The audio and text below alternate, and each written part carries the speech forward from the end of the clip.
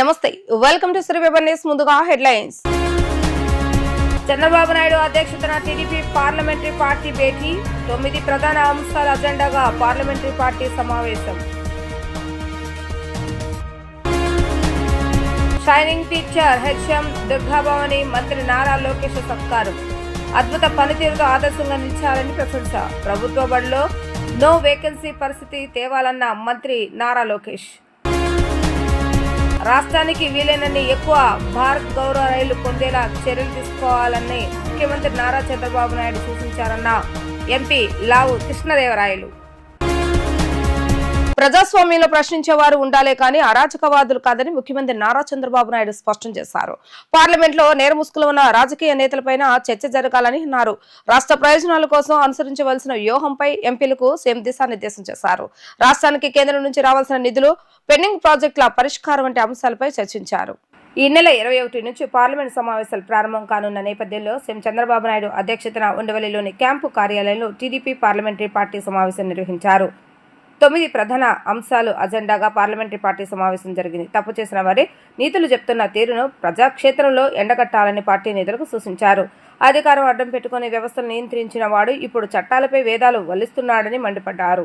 వ్యవస్థలను భయపెట్టేలా చేసే ప్రకటనలు ఏమాత్రం ఉపేక్షించ తగినవి కాదని తేల్చి చెప్పారు. వివిధ కేంద్ర పథకాల ద్వారా రుణాలు మంజూరులో జాప్యం, మహిళా ప్రజాప్రతినిధులపై సోషల్ మీడియాలో వైఎస్ఆర్సీపీ అసభ్య ప్రచారం వంటి అంశాలపై చర్చించారు. కేంద్రంలో కీలక పాత్ర పోషిస్తున్నందున ఎంపీలు తీరు ఇంకా మెరుగుపడాలని తెలిపారు. రాష్ట్ర అంశాలే ప్రధాన అజెండాగా ఎంపీలు ఇంకా బాగా మాట్లాడాలని అన్నారు.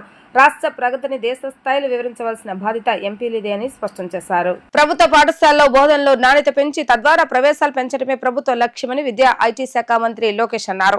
వచ్చే 4 ఏళ్లలో ప్రైవేట్ పాఠశాలలో అడ్మిషన్లు తగ్గి ప్రభుత్వ పాఠశాలలో అడ్మిషన్లు పెరగాలన్నదే తమ లక్ష్యమని అన్నారు.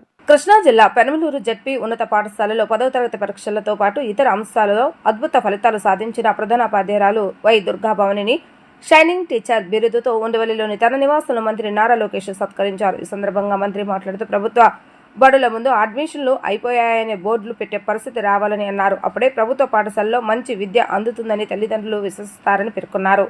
ఈ లక్ష్యం కోసం నిరంతరం శ్రమిస్తామని, చిత్తశుద్ధితో పనిచేస్తామని అన్నారు. ప్రభుత్వ బడుల బలోపేతానికి తీసుకోవాల్సిన చర్యలపై దుర్గాభవాని నుంచి లోకేష్ ఈ సందర్భంగా సలహాలు, సూచనలు సేకరించారు. అద్భుత పనితీరుతో ఉపాధ్యాయులందరికీ ఆదర్శంగా నిలిచారని ఆమెను ప్రశంసించారు. క్షేత్రస్థాయిలో వాస్తవాలు తెలుసుకునేందుకు ఉపాధ్యాయులను నేరుగా కలవాలని నిర్ణయం తీసుకున్నామని పేర్కొన్నారు. ప్రభుత్వ పాఠశాలలో చదివే ప్రతి విద్యార్థి ముఖ్యమేనని వచ్చే 4 ఏళ్లు విద్యార్థుల అభ్యాసన ఫలితాలపై దృష్టి సారిస్తామని అన్నారు. వాణిజ్య పంటలు రైతులకు మెరుగైన సబ్సిడీ రాయితీలు ఇచ్చేలాగా కేంద్రాన్ని కోరాలని సీఎం దిశానిర్దేశం చేశారని ఎంపీ లావు కృష్ణదేవరాయలు తెలిపారు. అమరావతి క్వాంటమ్ వ్యాలీతో పాటు రాజధాని అభివృద్ధికి సంబంధించిన అంశాలపైన కేంద్రాన్ని కోరాలని నిర్ణయించామని వెల్లడించారు. రాష్ట్ర రాజధానిగా ఏకైక రాజధాని అమరావతి అనే అంశానికి చట్టబద్ధత కల్పించే అంశం కేంద్ర హోంశాఖ పరిధిలో ఉందని ఆయన తెలిపారు. ఉండవల్లి నివాసంలో ముఖ్యమంత్రి నారా చంద్రబాబు నాయుడు అధ్యక్షతన టీడీఎల్పీ సమావేశం ముగిసిన అనంతరం ఎంపీ లావు కృష్ణదేవరాయలు మాట్లాడుతూ రాష్ట్రానికి వీలైనన్ని ఎక్కువ భారత్ గౌరవ రైళ్లు పొందేలాగా చర్యలు తీసుకోవాలని సూచించారని వివరించారు. జల్ జీవన్ మిషన్ పెండింగ్ అంశాలపైన కేంద్రాన్ని కోరతామని వెల్లడించారు. పెద్ద అంశాలతో పాటు చిన్న అంశాలపైన దృష్టి పెట్టి కేంద్రం నుంచి రాష్ట్రానికి రావాల్సినవి రాబట్టాలని ఆదేశించారన్నారు. ఏడాదిలో కేంద్రం నుంచి సాధించిన విజయాలతో పాటు వచ్చే 4 ఏళ్లలో సాధించవలసిన వాటిపై దిశానిర్దేశం చేస్తారని తెలిపారు. ఆపరేషన్ సింధూర్ను పార్లమెంటు వేదికపై ప్రస్తావించాలని నిర్ణయించామని వెల్లడించారు. ఎమర్జెన్సీకి 50 ఏళ్లు పూర్తయిన అంశం కూడా పార్లమెంటులో ప్రస్తావిస్తామని ఆయన స్పష్టం చేశారు.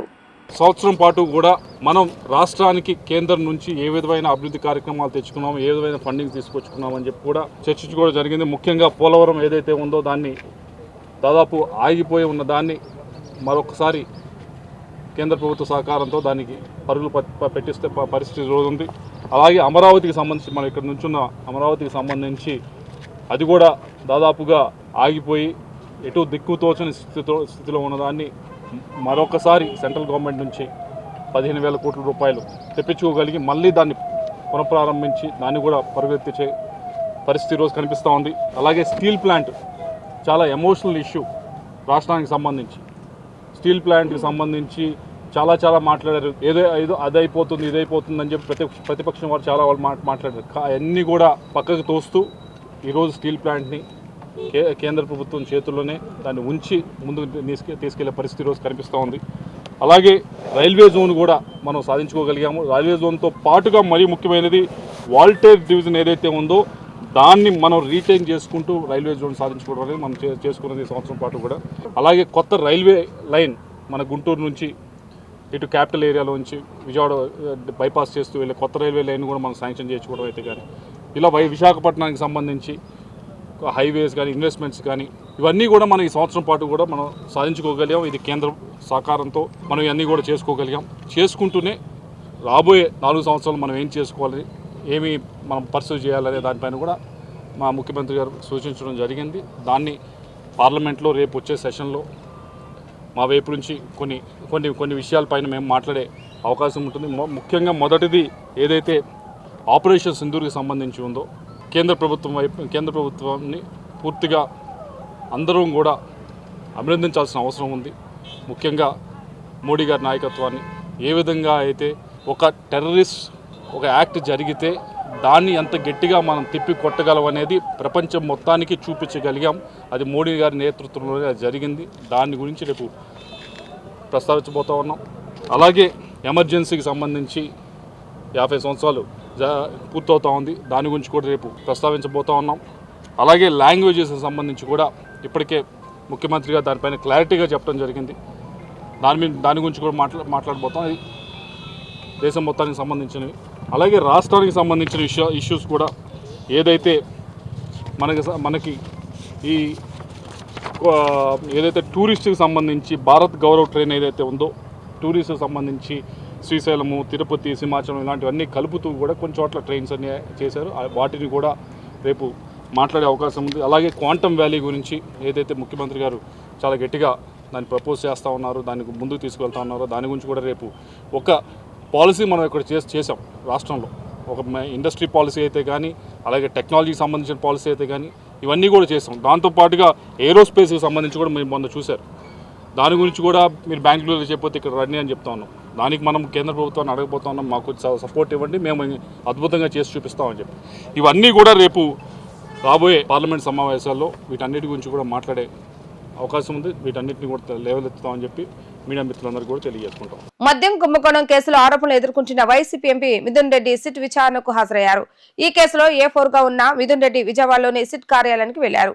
విచారణ నుంచి మినహాయింపు కోసం ముందస్తు బెయిల్ కోసం ఆయన హైకోర్టును ఆశ్రయించగా ఎంపీ పిటిషన్ కోర్టు కొట్టివేసింది. శుక్రవారం మరో పిటిషన్ దాఖలు చేయగా కోర్టు తోసిపుచ్చింది. దీంతో ఎంపీ మిథున్ రెడ్డి సిట్ విచారణకు హాజరయ్యారు. ఎంపీ విచారణ సందర్భంగా సిట్ కార్యాలయం వద్ద అధికారులు భారీ బందోబస్తు ఏర్పాటు చేశారు. దీనిపై మరింత సమాచారాన్ని సిట్ కార్యాలయం నుంచి మా ప్రతినిధులకి అందిస్తారు. ఏపీ మద్యం కుంభకోణం కేసులో ఇప్పటికే ఎంపీ మిథున్ రెడ్డి కూడా ఇటు సిట్ కార్యాలయానికి చేరుకున్నారు. గన్నవరం ఎయిర్పోర్ట్ నుంచి కూడా ఢిల్లీ నుంచి గన్నవరం ఎయిర్పోర్ట్కు చేరుకున్న మిథున్ రెడ్డి ఇది కేవలం రాజకీయ కక్షతోనే తను ఇలా ఇరికిచ్చారని చెప్పి కూడా చెప్తున్న పరిస్థితి మనం చూస్తాం. ప్రస్తుతం మనం విజువల్స్లో చూసుకోవచ్చు. ఏదైతే ఇటు మొత్తం సిట్ కార్యాలయం దగ్గర పోలీస్ బందోబస్తు అయితే ఏర్పాటు చేశారు. ఇప్పటికే మిథున్ రెడ్డి విచారణకు హాజరయ్యారు. ఈ నేపథ్యంలో ఇప్పటికే సిట్ విచారణలో ఆయన ఈ కేసులో A4 గా ఉన్నారు. ఇప్పటికే మిథున్ రెడ్డి ముందస్తు బెయిల్పై ఇప్పటికే ఏపీ హైకోర్టు అదేవిధంగా సుప్రీంకోర్టు కొట్టేసిన పరిస్థితి. మిథున్ రెడ్డి రాకతో ఇటు సిట్ కార్యాలయం వద్ద భారీ బందోబస్తు కూడా ఏర్పాటు చేశారు.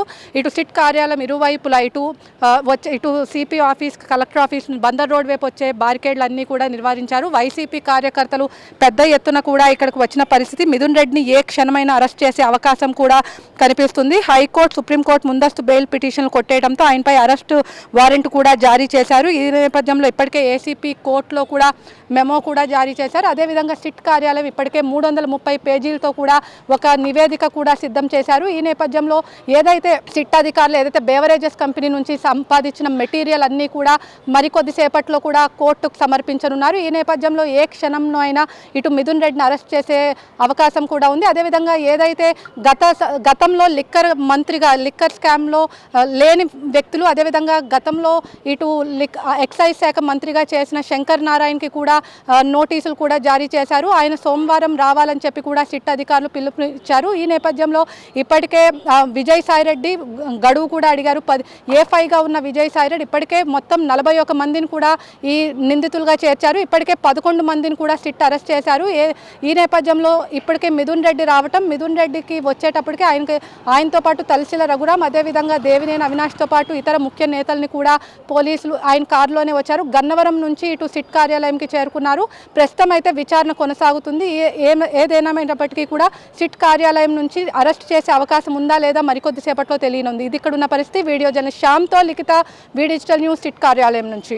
బెట్టింగ్ యాప్లు ఆడండి అంటూ ఇప్పటి వరకు ప్రచారం చేసిన సినీ నటులు, సెలబ్రిటీలు ఇకపై ఆడవద్దు అంటూ ప్రచారం చేయాలని ఉప సభాపతి రఘురామకృష్ణరాజు పిలుపునిచ్చారు. వచ్చే ఏడాది కాలంలో సైబర్ నేరాలను వీలైనంతగా అరికట్టే దిశగా పిటిషన్ కమిటీ కృషి చేస్తుందని స్పష్టం చేశారు. అసెంబ్లీ కమిటీ హాల్లో ఉప సభాపతి రఘురామకృష్ణరాజు అధ్యక్షతన పిటిషన్ కమిటీ సమావేశం జరిగింది. ఆన్లైన్ బెట్టింగ్లు, సైబర్ నేరాల నియంత్రణపై చర్చించారు. సైబర్ నేరాలకు అవసరమైన చట్ట సవరణలపై కీలక చర్చ జరిగింది. 1930 టోల్ ఫ్రీ నెంబర్కు ఫోన్ చేసిన వెంటనే సైబర్ నేరం రిజిస్టర్ అయ్యేలాగా చర్యలు తీసుకుంటున్నామని తెలిపారు. బెట్టింగ్ యాప్లపైన ఈ టోల్ ఫ్రీ నెంబర్కు కాల్ చేయవచ్చని అన్నారు.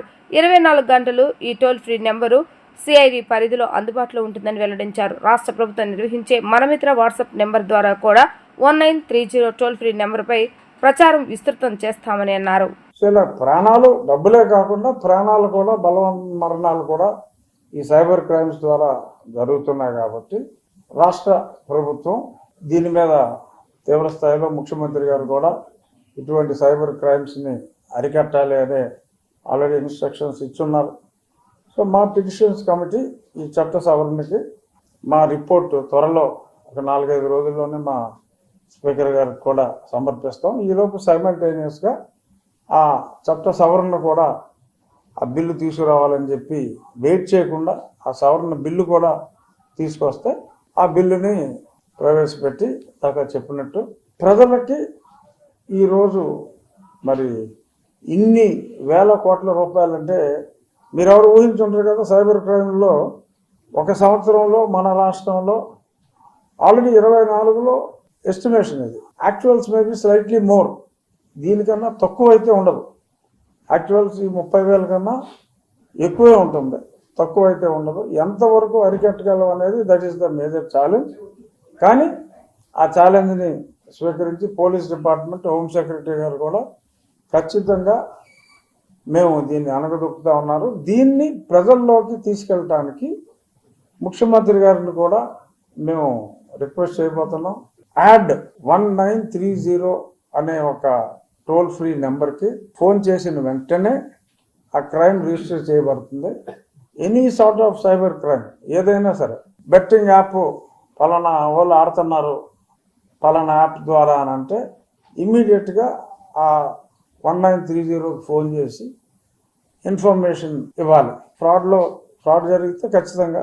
అలాగే ఏ చిన్న సైబర్ క్రైమ్కి సంబంధించి ఏ చిన్న ఐటెం చూసినా కూడా ఆ 1930కి 40 మంది ఆపరేటర్లు 3 షిఫ్ట్ల్లోనూ సిఐడి వాళ్ళు ఆపరేట్ చేస్తున్నారు కాల్ సెంటర్లో. సో ఈ క్రైమ్ని రిజిస్టర్ చేసి ఏ ప్రాంతం వాళ్ళకి ఇది జరిగిందో ఆ పోలీస్ స్టేషన్కి క్షణాల్లో ఇన్ఫర్మేషన్ వెళ్ళిపోతుంది, అక్కడ రిజిస్టర్ అవుతుంది.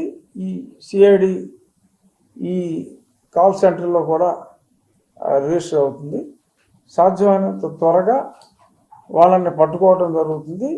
But prevention is better than cure. కాబట్టి ఈ యాప్ని పురిట్లోనే సంధి కొట్టడం ఎలా అనే దాని మీద ఈ చట్టం వచ్చిన తర్వాత ఈ యాప్స్కే ఈ టెలిఫోన్లోకి యాప్ రాకుండా ప్రివెంట్ చేయటం, వచ్చిన తర్వాత ఎలాగ ప్రివెంట్ చేయటం అని ప్రతి స్టెప్ బై స్టెప్ ప్రతి దానికి ముందు అధికారం ఉండాలి, తర్వాత ఎగ్జిక్యూషన్ ఉండాలి. అధికారాన్ని తీసుకొస్తాం. ఉన్న చట్టం ఉంది కానీ అంత పదునుగా లేదు. సో దాన్ని పదును పెట్టడం ఇవాళ మీటింగ్ లక్ష్యం. ఆ తర్వాత ముఖ్యమంత్రి గారితో అవసరం అనుకుంటే కొంతమంది సినిమా నటులు అవసరం అనుకుంటే సినిమా నటులతో బెట్టింగ్లు ఆడండి అని చెప్పి ఇంతమంది అడ్వర్టైజ్మెంట్లు ఇచ్చారు కదా, ఆడొద్దు, ఇలాంటి సైబర్ క్రైములకు దొరకొద్దు అని చెప్పి ఇంకొంతమంది సినీ నటులతో యాడ్స్ అన్నీ తీసుకుని ఆ యాడ్స్ని మీ టీవీల మీడియం ద్వారా, యూట్యూబ్ల ద్వారా, హోర్డింగ్స్ ద్వారా కూడా పాపులర్ చేయాలనేది మా ఆశయం. నగరాన్ని ప్లాస్టిక్ రహిత నగరంగా తీర్చిదిద్దడమే తమ లక్ష్యమని నగరపాలక సంస్థ కమిషనర్ హెచ్ఎం ధ్యాన్ చంద్ర అన్నారు. సింగిల్ యూజ్ ప్లాస్టిక్ నిషేధాన్ని నగరంలో ఇకపై కఠినతరంగా అమలు చేస్తామని చెప్పారు. హానికరమైనటువంటి ప్లాస్టిక్ సంచుల వినియోగాన్ని తగ్గించి ప్లాస్టిక్ రహిత నగరాన్ని తీర్చిదిద్దడంలో ప్రజలంతా భాగస్వాములు కావాలని ఆయన పిలుపునిచ్చారు. నగరపాలక సంస్థ ఆధ్వర్యంలో సత్యనారాయణపురంలోని సర్కిల్ 2 కార్యాలయం వద్ద స్వర్ణాంధ్ర స్వచ్ఛంద్ర కార్యక్రమాన్ని నిర్వహించారు. ఈ కార్యక్రమానికి ముఖ్య అతిథిగా హాజరైన నగరపాలక సంస్థ కమిషనర్ హెచ్ఎం ధ్యాన్ చంద్ర ప్లాస్టిక్ భూతాన్ని నిర్మూలించే క్రమంలో ప్లాస్టిక్ ఇకపై వాడవద్దు అంటూ విద్యార్థులు ప్రజల చేత ప్రతిజ్ఞ చేయించారు. ఈ సందర్భంగా కమిషనర్ ధ్యాన్ చంద్ర మాట్లాడుతూ సింగిల్ యూజ్ ప్లాస్టిక్ వాడకం వల్ల క్యాన్సర్ వంటి రోగాలకు సింగిల్ యూజ్ ప్లాస్టిక్ కారణమని, అటువంటి సింగిల్ యూజ్ ప్లాస్టిక్ నిషేధంపై విజయవాడ నగరంలో కఠిన చర్యలు చేపడుతున్నట్లుగా వివరించారు. ప్లాస్టిక్ కవర్లను వ్యాపారులు వినియోగదారులకు ఇవ్వొద్దని, వినియోగదారులు సైతం క్లాత్ సంచులను వినియోగించాలని అన్నారు. ప్లాస్టిక్ కవర్లు, గ్లాసులు, ప్లేట్లు తదితర విక్రయాలు చేస్తున్న పలు దుకాణాలపై ఇప్పటికే కేసులు నమోదు చేస్తామని, రానున్న కాలంలో నిషేధిత ప్లాస్టిక్ విక్రయాలు చేస్తే జరిమానాలు తీవ్ర స్థాయిలో విధించి కేసులు నమోదు చేస్తామని తెలిపారు. ఈ కార్యక్రమంలో భాగంగా విద్యార్థులతో కలిసి కమిషనర్ ప్లాస్టిక్ వినియోగం కారణంగా కలిగే నష్టాలపై ప్రజలకు అవగాహన కల్పిస్తూ పురవేదలలో ర్యాలీని నిర్వహించారు. పర్యావరణ పరిరక్షణకు మొక్కలు నాటారు. ఇంకా ఈ కార్యక్రమంలో ప్లాస్టిక్ ప్రత్యామ్నాయంగా ఉన్న వస్తువుల ప్రదర్శన విశేషంగా ఆకట్టుకోగా నగరపాలక సంస్థ కమిషనర్ చంద్రశేఖర్ తదితరులు అధికారులు పాల్గొన్నారు.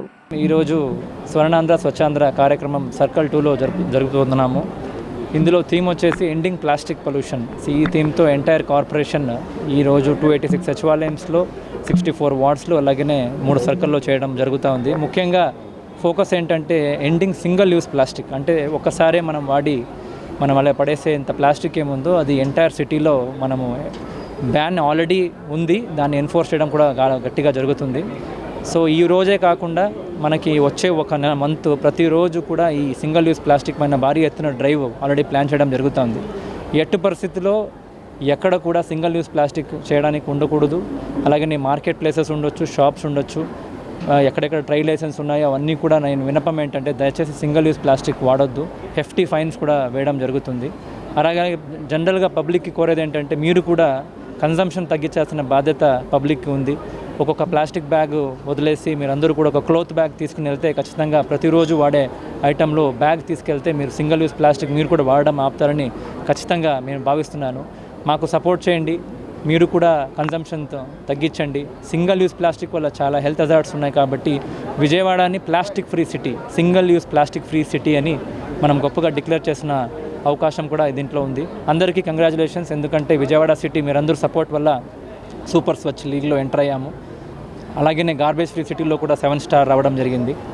కాబట్టి ఇప్పుడు మళ్ళీ ఎక్కువ బాధ్యతతో అధికారులైనా, అలాగే కార్పొరేటర్స్ అయినా, అలాగే పబ్లిక్ అయినా మనము ఇంకా కృషి చేయాల్సిన అవసరం ఉంది. ఎందుకంటే ఇది ఒక లాస్ట్ స్టేజ్ కాదు, ఇప్పటి నుంచి మళ్ళీ ఇంకా బాగా మనం చేయాల్సిన అవసరం ఉంది. కాబట్టి మళ్ళీ అందరికీ కంగ్రాచులేషన్స్. మీ సపోర్ట్ ఖచ్చితంగా అవసరం. We will make Vijayawada more vibrant and successful. Thank you. Single use plastic తయారీ సంస్థల మీద ఎటువంటి చర్యలు తీసుకుంటారు? సింగిల్ యూజ్ ప్లాస్టిక్ ప్రొడక్షన్ సంబంధించి నేను ఇక్కడ ఏం కమెంట్ చేయలేను. అవన్నీ కూడా గవర్నమెంట్ లెవెల్లో ఎన్ఫోర్స్మెంట్ జరుగుతూ ఉంటుంది. మినిస్ట్రీ ఆఫ్ ఎన్వైర్న్మెంట్ కూడా కొన్ని రూల్స్ ఆల్రెడీ 2021లోనే ఎన్ఫోర్స్ చేయడం జరిగింది. ముఖ్యంగా చూస్తే వాటర్ బాటిల్ ఇప్పుడు ఈ కంట్రీలో మనకి ఎక్స్టెండెడ్ ప్రొడ్యూసర్ రెస్పాన్సిబిలిటీ కూడా అమలు చేస్తున్నాము. సో మనం వచ్చేసి డిమాండ్ ఈజ్ వెరీ ఇంపార్టెంట్. మనము ఇండివిజువల్గా డిమాండ్ తగ్గిస్తే న్యాచురల్లీ ప్రొడక్షన్ అనేది ఖచ్చితంగా ఆగిపోద్ది. ప్రొడక్షన్ అయ్యి ఏం వస్తున్నా కూడా అదంతా కూడా ఇల్లీగల్ ప్రొడక్షనే. వచ్చే సప్లై చైన్ని ఖచ్చితంగా వచ్చే రోజులో అరకట్టడం జరుగుతుంది. బట్ విజయవాడ నగరం, విజయవాడ కార్పొరేషన్, విజయవాడ నగరంలో ఉన్న అందరూ ప్రజలు మనం ఒకటే అనుకుంటాం, ఇప్పటి నుంచి మనం సింగిల్ యూజ్ ప్లాస్టిక్ వాడకపోతే ఖచ్చితంగా అది ప్రొడక్షన్ అనేది ఆగడం జరుగుతుంది. అది ఎనీవే మనం డిమాండ్ తగ్గిపోతే సప్లై కూడా ఆగిపోతుంది. దాన్ని ఆల్రెడీ ఎలా చర్యలు తీసుకోవాలని కలెక్టర్ గారు కూడా దీనిపైన ఒక యాక్షన్ ప్లాన్ రెడీ పెట్టుకుని ఇండస్ట్రీస్ వాళ్ళతో కూడా మాట్లాడుకుని దాన్ని కూడా యాక్షన్ ప్లాన్ తయారు చేస్తున్నాము. But we will ensure that demand is reduced. We will not use it at our personal level. Thank you. Jagan రెడ్డిది ఘోరమైన మనస్తత్వం అని హోంమంత్రి వంగల్పూడి అనిత అన్నారు. అధికారంలో ఉన్న 5 ఏళ్లు ఒకలాగా, ఓడిపోయిన తర్వాత మరొకలాగా ఘోరత్వాన్ని చూపుతున్నారని మండిపడ్డారు. మహిళలే లక్ష్యంగా దాడులు, మురికి వ్యాఖ్యలు చేస్తున్నారని ఆమె విమర్శించారు. టీడీపీ కేంద్ర కార్యాలయంలో జరిగిన రాష్ట్ర తెలుగు మహిళా విస్తృత స్థాయి సమావేశంలో హోంమంత్రి వంగల్పూడి అనిత మాట్లాడుతూ ముఖ్యమంత్రి నారా చంద్రబాబు నాయుడు సారథ్యంలో కూటమి ప్రభుత్వం అధికారంలోకి వచ్చాక సూపర్ 6 హామీలు ఒక్కొక్కటి అమలు చేస్తుంటే వాటికి అడ్డు తగలడానికి వైసీపీ కుట్ర పన్నుతుందని ఆరోపించారు. గత ప్రభుత్వం రాష్ట్రాన్ని గంజాయి అడ్డుగా మారిస్తే కూటమి ప్రభుత్వం ఈగల్ టీంను నియమించి ఉక్కుపాదం మోపిందని పేర్కొన్నారు. ప్రభుత్వ సంక్షేమ పథకాలను ప్రజల్లోకి తీసుకువెళ్లి వాస్తవాలు వివరించాలని కార్యకర్తలను ఆమె కోరారు. ఈరోజు మహిళలు ఎవరైతే వచ్చారో రాజకీయాల్లోకి వచ్చారో వాళ్ళందరినీ కూడా అవతల ప్రతిపక్షాల్లో ఉన్న వైఎస్ఆర్సీపీ వాళ్ళు సోషల్ మీడియాలో సైతం టార్గెట్ పెట్టి ఒక క్యారెక్టర్ అసోసియేషన్ చేసి ఒక పైశాచిక ఆనందాన్ని పొందుతున్న ఇటువంటి తరుణంలో కంపల్సరీగా దీన్ని ధీటుగా ఎదుర్కోవాలి. అట్ ద సేమ్ టైం మన అధికారాన్ని నిలబెట్టుకునే పరిస్థితుల్లో ఈ రాష్ట్ర అభివృద్ధిలో ముందుకు తీసుకెళ్లే విషయంలో కూడా మా పాత్ర మేము వహిస్తామని ఇక్కడికి వచ్చిన ప్రతి మహిళా సోదరిమని తెలుగు మహిళ కూడా మాట్లాడటం, వాళ్ళ తాలూకు అభీష్టాన్ని మాకు చెప్పడం నిజంగా చాలా ఆనందదగ్గ విషయం. అదే అట్ ద సేమ్ టైం ఒక అదృష్టం కింద భావించాలి. ఈరోజు మనందరికీ తెలుసు వాళ్ళందరూ ఎంత బాధతో ఉన్నారంటే, బాధ ఇన్ ద సెన్స్ ఒక ఎందుకు పనికిరాని అంటే 150 సీట్ల నుంచి 11 సీట్లకి ఇచ్చారంటేనే ఒక జగన్మోహన్ రెడ్డి తాలూకా నైజం ఏంటో రాష్ట్ర ప్రజలకు అర్థమైంది. అట్ ద సేమ్ టైం ఈరోజు అంత 11 సీట్లకు వచ్చిన తర్వాత కూడా ఈ రోజుకి కూడా సరిదిద్దుబాటు పరిస్థితిలో కాకుండా ఇప్పటికీ కూడా ఆడవాళ్ళని టార్గెట్ చేసి తీసుకునే పరిస్థితి ఈరోజు మనందరికీ కూడా కనిపిస్తూ ఉందన్న విషయాన్ని కూడా తెలుగు మహిళలందరూ కూడా ఫస్ట్ ఆఫ్ ఆల్ విచారం వ్యక్తం చేశారు. అట్ ద సేమ్ టైం వాటి మీద కూడా పోరాటం చేయాలని నిర్ణయం కూడా తీసుకున్నారు. ఈరోజు ప్రసన్న కుమారారెడ్డి మన వేమిరెడ్డి ప్రశాంత్ రెడ్డి గారి మీద నోటికొచ్చినట్టు మాట్లాడడం, ఎవరు కూడా సభ్య సమాజంలో ఎథిక్స్ విలువలతో కూడా రాజకీయాలు చేసేవాళ్ళు కానీ ఒక మనిషి జన్మ ఎత్తే వాళ్ళు కూడా అటువంటి మాటల్ని ఎట్టి పరిస్థితులు సమర్థించరు. కానీ ఈరోజు జగన్మోహన్ రెడ్డి ఆయన ఇంటి మీదకి దాడి చేశారని చెప్పి రకరకాలుగా మాట్లాడే పరిస్థితులు వచ్చినాయి. నేను ఒకటే మాట్లాడుతున్నా, ఏదో పట్టాభి గారు ఒక ప్రెస్ మీట్లో కూర్చొని ఒక బోసిడీకే అన్న ఒక పదం ఉపయోగించుకున్నందుకు మా వైఎస్ఆర్సీపీ వాళ్ళకి బీపీలు రైజ్ అయ్యాయి కాబట్టి అని చెప్పి ఆఫీసుల మీద ధ్వంసం చేసిన పరిస్థితి, ఇదే పార్టీ ఆఫీసుని ధ్వంసం చేసిన పరిస్థితి. ఆ రోజు ఈ ప్రెస్ మీట్లో ఒక పదం ఉపయోగించుకున్నందుకు మీరు ఇక్కడికి వచ్చి ఆఫీసులో నుంచి ధ్వంసాలు చేశారు.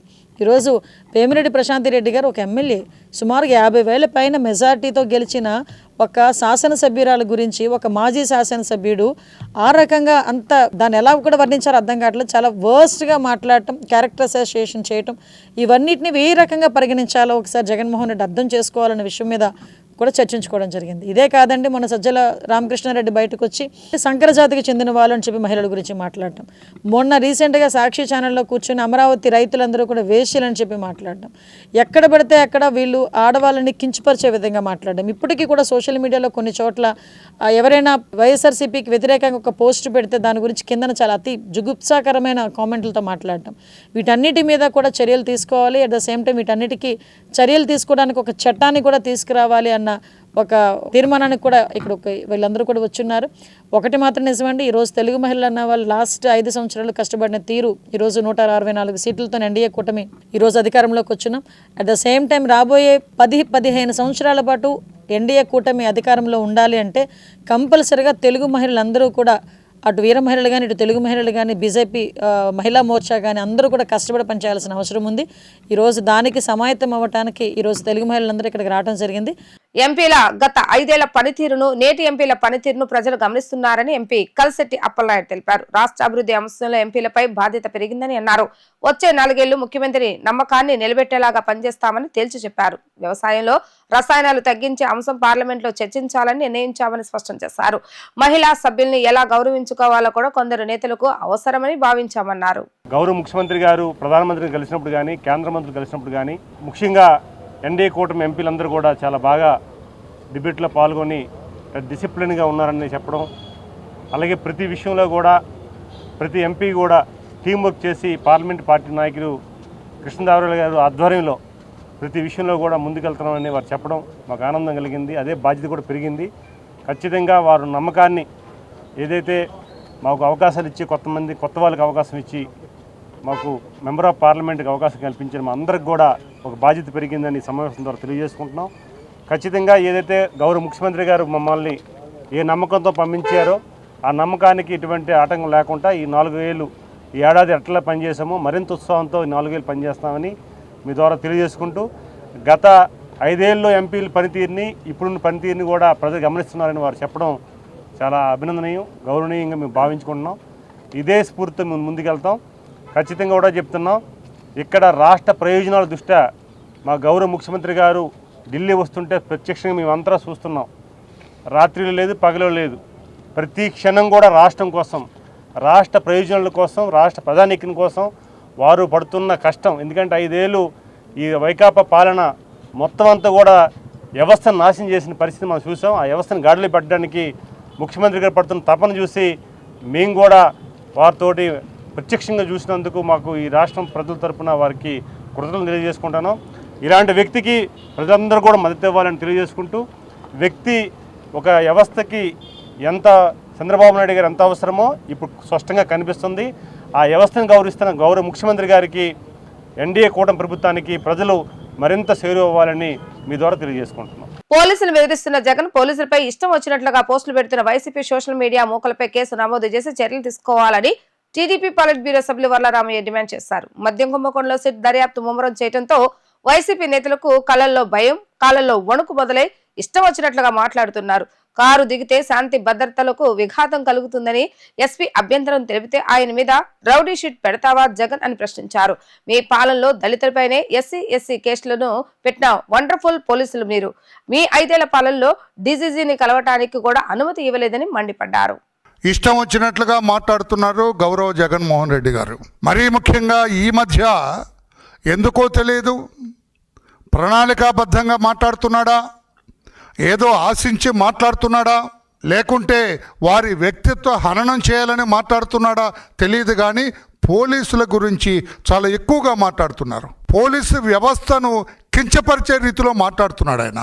పోలీసుల వ్యక్తిత్వాన్ని హననం చేసే రీతిలో మాట్లాడుతున్నాడు గౌరవ జగన్మోహన్ రెడ్డి గారు.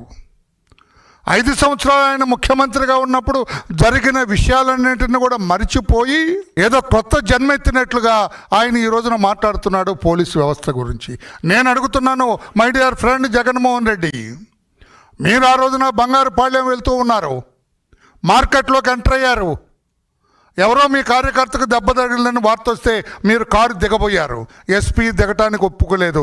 మీరు దిగితే జనాన్ని మేము కంట్రోల్ చేయలేం, మీరు దిగితే శాంతి భద్రతలకు విఘాతం కలుగుతుంది, మీరు దిగొద్దు సార్, కారులోనే ఉండండి డోర్ వేశాడు. అందుకని ఆయన ఇష్టం వచ్చినట్టు మాట్లాడతావా, నోటికొచ్చినట్టు మాట్లాడతావా, ఆయన వ్యక్తిత్వ హననం చేస్తావా? చెప్పకూడదు. కానీ ఐఎమ్ సారీ, నేను కులాల ప్రస్తావన తేవాలనేది నా ఉద్దేశం కాదు. ఒక వైశ్య కులానికి చెందిన ఎస్పీ ఆయన్ని భయపెట్టాలని, ఆయన వ్యక్తిత్వాన్ని హననం చేయాలని, భవిష్యత్తులో జగన్మోహన్ రెడ్డి కానీ వారి కార్యకర్తలు కానీ ఏదైనా ఇన్వాల్వ్ అయితే భయపడేటట్లుగా చేయాలని అతని వ్యవహార శైలి ఉంది. అతను మాట్లాడిన ఒక వ్యాఖ్య మీ దృష్టిలో పెడతాను పాత్రికేయ సోదరులు, మీరు కూడా దయచేసి వాస్తవాలు రాయండి సార్, వాస్తవాలు కానీ మీరేం రాయొద్దు. జగన్మోహన్ రెడ్డి గారు ఏమనుకుంటున్నారు, తాను చెప్పేదే నిజం అనుకుంటున్నారు. మీకు ఒక చిన్న 10 సెకండ్స్ ఒక ఇది చూపిస్తాను. ఆయన ఎస్పీ చిత్తూరు, పక్కన ఉన్నది మనందరికీ తెలిసిన అంబటి రాంబాబు, డ్యాన్సులే వేస్తాడు కదా అతను, డాన్సర్ రాంబాబు. కింద ఉన్నది జగన్మోహన్ రెడ్డి గారు. ఆయన ఏం మాట్లాడతారు, ఆయన వాళ్ళు ఒక్కసారి చేద్దాం, ఇదే చేయొచ్చు కదా. ఇది తప్పుడు సాంప్రదాయం కాదా? రేపొద్దున ఇదే సాంప్రదాయం ఆపయ ఏమి తప్పుడు సాంప్రదాయం? గబగబాదికి జనంలోకి వెళ్తున్న ప్రతిపక్షానికి విపక్షానికి చెందిన ఎమ్మెల్యేని మీరు దిగితే శాంతి భద్రతలు విఘాతం కలుగుద్ది అని ఆపటం తప్పుడు సాంప్రదాయమా మిస్టర్ జగన్? దానికి ఏం పెడుతున్నారు పైన వాళ్ళ సోషల్ మీడియాలో? మన ప్రభుత్వం వచ్చాక చిత్తూరు ఎస్పీపై రౌడీ షీట్ ఓపెన్ చేస్తాం. అక్కడ ఉంది సార్, చూడండి. మన ప్రభుత్వం వచ్చాక చిత్తూరు ఎస్పీపై రౌడీ షీట్ ఓపెన్ చేస్తాం. నువ్వెవరయ్యా రౌడీ షీట్ ఓపెన్ చేయడానికి? నీకేమి హక్కు ఉందా? ఒకవేళ దురదృష్టవశాత్తు ఈ రాష్ట్ర ప్రజల భవిష్యత్తు భంగానికి సిద్ధమై, రాష్ట్ర నాశనానికి సిద్ధమై నువ్వు ముఖ్యమంత్రి అయ్యావు అనుకుందాం, రౌడీ షీట్ ఎస్పీ మీద ఎట్లా ఓపెన్ చేస్తావా? ఎస్పీ నీ మీద ఓపెన్ చేయొచ్చు, నువ్వు ముఖ్యమంత్రి అయినా. మిస్టర్ జగన్, ఎస్పీ ఈ మణికంఠ చిత్తూరు ఎస్పీ, నువ్వు సీఎం అయినా నీ మీద రౌడీ షీట్ ఓపెన్ చేయగలవు. నువ్వెట్లా ఆయన మీద ఓపెన్ చేస్తావు? నువ్వు అయ్యేటప్పటికి ఆయన డిఐజీ అవుతాడు. నువ్వు ముఖ్యమంత్రి ఒకవేళ తప్పిదారి రాష్ట్ర ప్రజల కర్మగాలి అయ్యావనుకో, అయితే ఆయన నువ్వేం రౌడీ షీట్ ఓపెన్ చేస్తావు? అందుకే అంటూ ఉన్నాను, గౌరవ ముఖ్యమంత్రి గారికి, చంద్రబాబు నాయుడు గారికి తెలియజేస్తున్నా, వాళ్ళ సోషల్ మీడియా చూడండి సార్. మన ప్రభుత్వం వచ్చాక చిత్తూరు ఎస్పీపై రౌడీ షీట్ ఓపెన్ చేస్తాం. అతన్ని బెదిరించడం కాదా? అతని వ్యక్తిత్వ హననం చేయటం కాదా? అతన్ని బెదిరించి లోబర్చుకోవాలనే ఉద్దేశం కాదా? ఈయన ఒక పెద్ద మనిషి, ధర్మం గురించి మాట్లాడతాడు. వార్తలు ముగించే ముందు హెడ్లైన్స్ మరొకసారి. చంద్రబాబు నాయుడు అధ్యక్షతన టీడీపీ పార్లమెంటరీ పార్టీ భేటీ, 9 ప్రధాన అంశాల అజెండాగా పార్లమెంటరీ పార్టీ సమావేశం. షైనింగ్ టీచర్ హెచ్ఎం దుర్గాభవాని మంత్రి నారా లోకేష్ సత్కారం. అద్భుత పనితీరుతో ఆదర్శంగా నిలిచారని ప్రశంస. ప్రభుత్వ బడిలో నో వేకెన్సీ పరిస్థితి తేవాలన్న మంత్రి నారా లోకేష్. రాష్ట్రానికి వీలైనన్ని ఎక్కువ భారత్ గౌరవ రైళ్లు పొందేలా చర్యలు తీసుకోవాలని ముఖ్యమంత్రి నారా చంద్రబాబు నాయుడు సూచించారన్న ఎంపీ లావు కృష్ణదేవరాయలు. ఇవి ఈ రోజు వార్తా విశేషాలు. మరలా తిరిగి ప్రసారమే వార్తల్లో మళ్ళీ కలుద్దాం. అంతవరకు సెలవు. నమస్కారం.